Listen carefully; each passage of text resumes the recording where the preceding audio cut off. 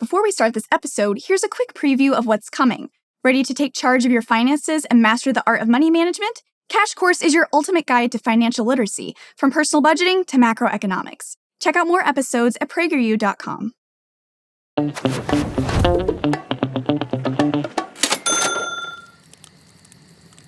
My son. Yes, Father. It's time we had the talk. About what, Father? War? Love? No. Economics. I've traveled many lands, and I have seen that no economy is perfect. All economies involve competition. Those who make goods and services compete for everyone's hard-earned coin. Some kingdoms make this competition more difficult, while others let it run wild and free like a river. But there are men who speak of a legend. The legend of perfect competition. 'Tis a realm where goods are plentiful, of the highest craft and quality, and all the while, prices remain low. But, Father, is such a place possible? For it to be, the legend says that 4 forces must align perfectly.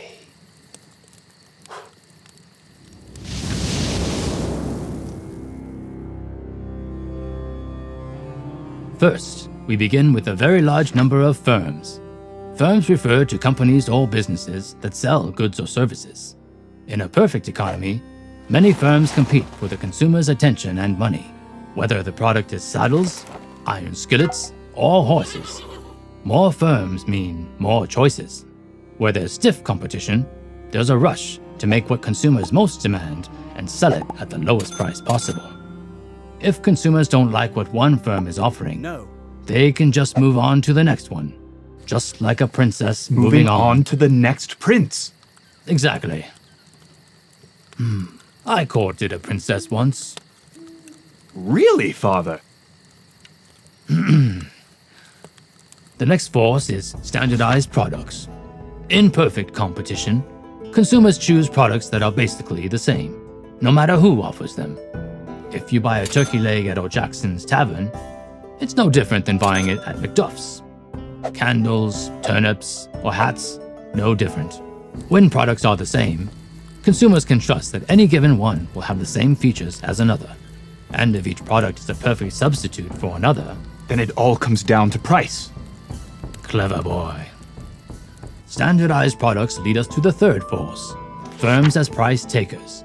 This means the market determines the price customers will pay, not the firms themselves.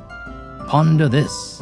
If all products are standardized and the consumer's decision comes down to price, any firm selling at a higher price than others won't be around for long. Obviously. This leaves producers one option: be a price taker or go home empty-handed. If customers buy turkey legs from O'Jackson's at one price, they won't accept a higher price from O'Malley's, McDuff's, McSanchez, or McMahon's. Yes, but doesn't this mean that some firms won't survive? It does, which brings us to the last force. No barriers to entry or exit. In a perfectly competitive market, firms can enter or leave it without hassle. If a young apprentice wants to open his own blacksmith shop and forge iron skillets, there's no lord or king stopping him. And there's no government giving other blacksmiths an unfair advantage. If that blacksmith wants to close up shop, it's just as easy. Firms can jump in or out of the market with few hurdles or penalties. Freedom to enter or leave the economy keeps prices low and products plentiful. What a place. 'Tis but a dream, isn't it, Father? Yes, son. A mere dream that stirs the imaginations of men. But in the real world, even in free market economies, these 4 forces never line up to meet those perfect conditions. For example, you could have many firms selling turkey legs, but they may not be perfect substitutes. Sellers could offer different kinds. Maybe McDuff's is juicier, McMahon's is leaner, at different prices that give consumers more distinct choices. And for many products, there's usually some barrier to entry or exit due to the cost. A blacksmith shop requires a lot of time and money to start, not to mention the training of skilled workers. Once it's up and running, and it becomes more efficient and productive, stopping can be just as costly as starting. And of course, governments are almost always involved in an economy, picking winners and losers by supporting certain industries, businesses, and even specific products. When it comes to large infrastructure projects, like roads or forts, there are very few firms that can offer them due to their size and scale. So, does the legend matter, Father?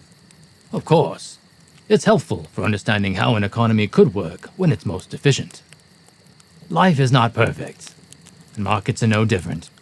But the legend reminds us that the more competition, the better, for kings and for ordinary folk alike. Do you hear that, Father? Time for our own competition.